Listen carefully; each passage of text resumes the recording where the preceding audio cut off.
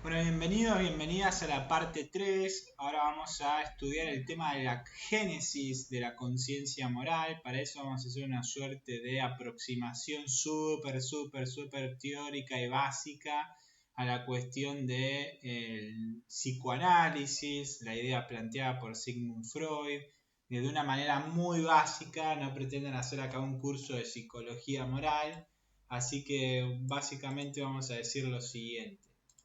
Sigmund Freud proponía, como les dije, que el ser humano tiene una suerte de aparato intrapsíquico. Este aparato intrapsíquico está dividido en tres partes, en el cual tenemos el super yo, del cual ya hablamos.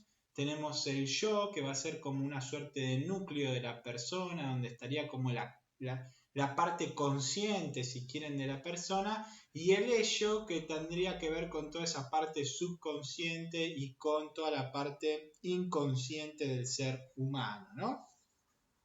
De alguna manera el yo termina siendo como la punta de un iceberg en la cual toda la gran mayoría de su porcentaje se encuentra bajo el agua, en este caso en el inconsciente. Entonces nos va a decir Freud que en las primeras semanas de vida el ser humano no es más que una suerte de desorden caótico de impulsos, donde se da esta libido sexual, ¿no? Que después van a surgir como zonas erógenas indiferentes. Entonces, de alguna manera, el bebé que nace tiene un desorden caótico de impulsos, pero no tiene zonas erógenas como si después lo va a tener un chico de 4, 5, 6 años según su propia teoría. Esta persona va creciendo con el paso de los años, va desarrollando lo que conoceremos como una conciencia psicológica o yo, en el cual el yo es el intermediario entre el mundo y el yo es el que va a ordenar las pulsiones que le van a brotar del ello y las reglas que le van a venir del yo. Entonces va a ser una suerte de jugador que va a ordenar todas las cosas dentro de la cancha, y a su vez también el yo podemos decir en ese sentido, en tanto que ordena y le dice a las pulsiones hasta acá y le dice al super yo, bueno, dame las reglas necesarias para poder sobrevivir y demás, va de alguna manera ordenando ese conjunto caótico de impulsos que va recibiendo, ¿no? Entonces el yo termina siendo como el núcleo de la personalidad, en tanto ordena los impulsos del yo y a su vez también utiliza, pero le pone límites al super yo. Se dice que a partir del complejo de Edipo, este afán que tiene el hijo por la madre, o el complejo de Electra, el afán que tiene la hija por el padre, se da cuando se supera ese complejo el nacimiento del super yo, porque el padre o la madre le terminan poniendo como una gran negativa, ¿no? Le terminan diciendo, no, vos sos mi hijo, no sos mi pareja, entre comillas, para hacerlo bien sencillo y que se pueda entender, y entonces ahí introyecta de alguna manera el primer gran no que se le da al niño o a la niña, ¿no? Entonces, una vez que se resuelve este complejo de Electra o el complejo de Edipo, nos dice Freud, surge lo que conocemos como la conciencia moral. Entonces, el ser humano ya sabe de alguna manera, ese niño, que existen cosas que puede y que no puede hacer, que hay cosas que están bien y hay cosas que están mal, ¿no? Entonces podemos decir como conclusión que esto se forma entre los 5, los 6, los 7 años, digo, dependiendo, obviamente que quizás ahora como el mundo está mucho más acelerado y hay mucho más estímulo, quizás se desarrolle bastante antes en el tema de los niños y las niñas, y podemos también concluir que el yo es el que media entonces entre estos dos impulsos, ¿no? Entonces el yo de alguna manera va a ser el encargado de poder escudriñar la conciencia moral y tomar decisiones. Más o menos cuando tiene 6, 7 años, bueno, se identifica el nacimiento del super yo, que contiene las instancias que vamos a llamar primordiales de la moralidad. ¿Por qué? Porque van a tensionar con los impulsos del ello. El ello va a decir, yo quiero esto. Entonces van a venir los principios del super yo y le van a decir, no, esto se puede, esto no se puede, ¿no? ¿Se entiende, no? Tenemos el ello, que es como una suerte de impulsos caóticos, como la pura el puro deseo de las cosas y el superyo es la regla, lo que le dice, mirá, impulso todo bien con lo que vos sentís, pero en el fondo esto no se puede o esto sí se puede y hacer. Más o menos cuando se surge esta conciencia moral, se introyecta lo que la cultura determina valores, normas, leyes y los propios tabúes también se introyectan dentro nuestro como parte de este super yo. Pero insisto en esto, una cosa es el super yo como una suerte de conciencia psicológica y otra cosa es la conciencia moral. En la conciencia moral no solo se percibe que existe un orden moral, que existen valores morales, sino que también tenemos la capacidad de reflexionar, de hacer juicios sobre eso que percibimos, ¿no? Entonces hay una clara distinción entre la conciencia psicológica y la conciencia moral. ¿Qué más podemos decir? ¿Qué nos aporta la psicología a la comprensión de la conciencia moral? Bueno, básicamente nos muestra que los elementos que intervienen en nuestra conciencia moral al momento de hacer los juicios morales muchas veces exceden nuestra conciencia actual. Es decir, muchas veces al momento de tomar decisiones hay una banda de elementos, un rango de elementos, un espectro de elementos que en el fondo hacen que nos pueden llegar a condicionar, nos pueden llegar a impulsar a que hagamos determinada decisión y no otra. Digo, hay una suerte como de mundo debajo del agua del iceberg que nosotros no conocemos y que puede estar de alguna manera influyendo en las decisiones que vamos a tomar. Esto va a ser importante en el tema de la conciencia al momento de evaluar si cuando cometemos un error, ese error fue vencible o ese error era invencible. Es decir, porque cuando hay un error vencible, lo vamos a ver más abajo, entonces yo soy responsable de ese acto. Pero cuando hay un error invencible, es decir, tenía una duda invencible, no podía de alguna manera vencer el error que estaba cometiendo, entonces no soy responsable de ese acto. Entonces, bueno, como hay muchas variables en juego al momento que se debe tomar una decisión moral y muchas veces estas no son perceptibles o conscientes, debemos tener mucho cuidado al momento de juzgar nuestros propios actos y al momento de juzgar los actos de los demás. Yo con esto no estoy queriendo decir, como lo vamos a ver acá abajo, a continuación, que signifique que estamos de alguna manera determinados por todo ese mundo de elementos subterráneos de nuestra conciencia que nosotros no conocemos. Nada puede quitarnos la responsabilidad cuando obramos con conciencia y voluntad.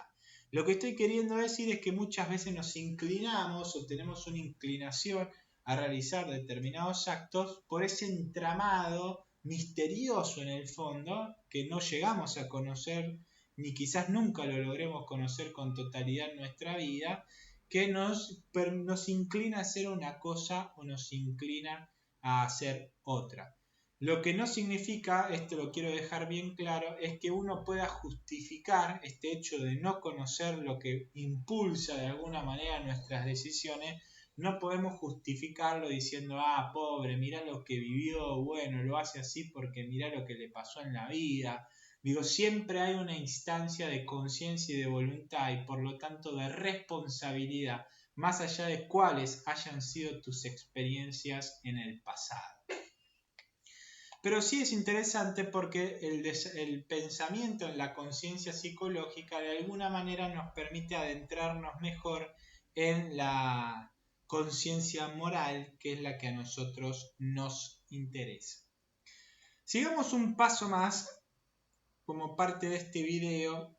Vamos a ver que existen distintas teorías, ahora sí, ya no de la conciencia en general y como distinción entre la conciencia psicológica y la conciencia moral, sino cómo se va desarrollando ya en especial esta conciencia moral dentro del ser humano. Ya vimos, nos decía Freud, así en ese esquema básico, que la conciencia moral surge al momento en que se supera el complejo de Edipo o que se supera el complejo de Electra. Lo que nos va a decir Jean Piaget es el tema de cómo se va desarrollando esa conciencia moral una vez que está desarrollada, porque no es lo mismo una conciencia moral de una persona que a los 4 o 5 años que la conciencia moral de una persona a los 9, 10 años que la conciencia moral que va a tener una persona a los 18, 20 años, ¿no? Después sí, obviamente hay una suerte de madurez en esa conciencia, como que adquiere todas las capacidades que puede llegar a tener. Después estará en uno seguirlas desarrollando o no, pero hay como limitaciones biológicas, si quieren, limitaciones de desarrollo cognitivo del ser humano al momento también de analizar el tema de la conciencia moral. Jean Piaget nos va a decir que en el estadio 1, más o menos hasta los 2-3 años, el ser humano, como habíamos visto con Freud, porque no superó todavía el complejo de Electra o el complejo de Edipo, todavía no tiene desarrollado ese super yo y por lo tanto no va a ser tampoco biológicamente, si quieren, y psicológicamente, no va a ser capaz de juzgar. Solo va a responder a movimientos motores, por así decirlo. No poseen ni conciencia psicológica, de a poco la van tomando esa conciencia psicológica, quizás un poco antes de estos 2-3 años surge la conciencia psicológica, pero sí la conciencia moral está con claridad que no la tiene, todavía no hay conciencia moral. Es a partir de los 4, los 8 años más o menos, en lo que Jean Piaget llama el estadio 2, en lo que empieza a surgir una suerte de conciencia moral muy básica, en la cual es una conciencia heterónoma, o mejor dicho, que concibe una moralidad heterónoma. Cuando hablamos de heterónomo es que la ley no la percibimos nosotros mismos, sino como que es una ley que viene desde afuera. Lo diferente a lo heterónomo es lo autónomo. Yo me doy la ley a mí mismo en la autonomía, autopropionomía de nomos de ley, mientras que en la heteronomía me viene de otro la regla. Y esto es totalmente congeniable con lo que decía Sigmund Freud, porque en el fondo, fíjense que esta idea del super yo, si bien la tengo introyectada en mi cabeza, por así decirlo, básicamente son las palabras, los gestos de la cultura, de mis padres, de mi núcleo cercano, de los adultos con los que vivo, etc., ¿no? Entonces como que la ley, si bien está dentro mío, en el fondo termina siendo de los de afuera. Son personas que juegan pero según las reglas establecidas, es como que no son capaces, dice Jean Piaget, de establecer las propias reglas de los juegos, entonces vos le tenés que decir al niño cómo jugar y él juega y puede ser creativo, pero dentro de esas reglas ya establecidas por los otros. El niño o la niña, iba a decir Jean Piaget, no adapta ni inventa, sino que a esta edad copia. Obviamente, digo, puede ser que se vayan cambiando las franjas etarias porque la cultura se va modificando, pero básicamente hay una etapa en la que solo copiamos, no es que tomamos todos los elementos e inventamos algo totalmente nuevo, no hay un chico de 5 o 6 años dentro de los parámetros de lo que solemos llamar la normalidad, si es que existe algo así, que invente, no sé, un superjuego en el que todos estén jugando, ¿no? Un juego de mesa o lo que fuera con cartas, sino que copia lo que otro va haciendo. En esta etapa la conciencia moral empieza a juzgar las acciones como buenas o como malas en base a consecuencias o los efectos materiales que va a obtener este niño o esta niña en conformidad con las reglas establecidas. Y no lo va a juzgar por el camino de la intención, ¿no? Es decir, va a juzgar según los efectos que le va a generar lo que está haciendo. Entonces, si le va a dar, no sé, placer o cosas que le van a dar gratitud, la va a considerar como buena. Si le va a generar malestar, le va a generar dolor o lo que fuera, la va a considerar mala. No es que se va a poner a percibir, existe el valor de la justicia y el valor de la solidaridad, sino que va a terminar obrando en conformidad con estas reglas que van a estar muy supeditadas a las consecuencias o los efectos materiales, físicos, si quieren, que esta cuestión va a tener sobre él. o sobre ella, ¿no? Y en el estadio 3, de los 9 en adelante, dice Jean Piaget, descubrí que los niños y las niñas en realidad ya pueden desarrollar la autonomía moral. Es decir, se pueden dar de alguna manera a sí mismos las propias leyes porque fisiológicamente y psicológicamente ya son sí capaces de crear e inventar en los juegos. El juicio moral posee razones y motivaciones. Ya son personas que pueden percibir las intenciones más allá de la lógica instrumental y las necesidades inmediatas, ¿no? Ya pueden de alguna manera distanciarse de lo bueno y lo malo como lo que le hace bien o lo que le hace mal en el corto plazo y a nivel físico y poder percibir que existe una suerte de orden moral, que hay reglas, que hay valores, que estos valores en el fondo hay algunos más importantes que otros, que lo importante es la intención con la que uno lo está realizando, más allá de los efectos que uno termine recibiendo, todo lo que uno entiende generalmente como adulto cuando habla de la moralidad. Después vamos a ver que existe otro personaje importante en la historia del estudio de la moral, que es Lawrence Kohlberg. Lawrence Kohlberg analizó, entre otras cuestiones, cómo los jóvenes y adultos resuelven los dilemas morales. Es decir, partamos del estadio 3 de Jean Piaget, ¿no? Es decir, en el que el ser humano ya desarrolló las capacidades cognitivas y las capacidades psicológicas para poder desarrollar juicios morales auténticos, ¿no? Es decir, que mire las intenciones, los valores, que se pueda despegar, de esta realidad material y según lo que le genera es bueno o lo que le genera es malo. Entonces, partiendo de esta idea, Lawrence Kohlberg nos va a decir básicamente que el ser humano, a pesar de tener todo su desarrollo cognitivo y su desarrollo psicológico, también va desarrollando la capacidad moral. Porque puede ser que fisiológicamente o psicológicamente ya tengas como la edad para poder hacer el juicio moral, pero que en el fondo no hayas desarrollado la moralidad dentro tuyo, para que se entienda, ¿no? Una cosa es tener la capacidad y otra cosa es utilizarla.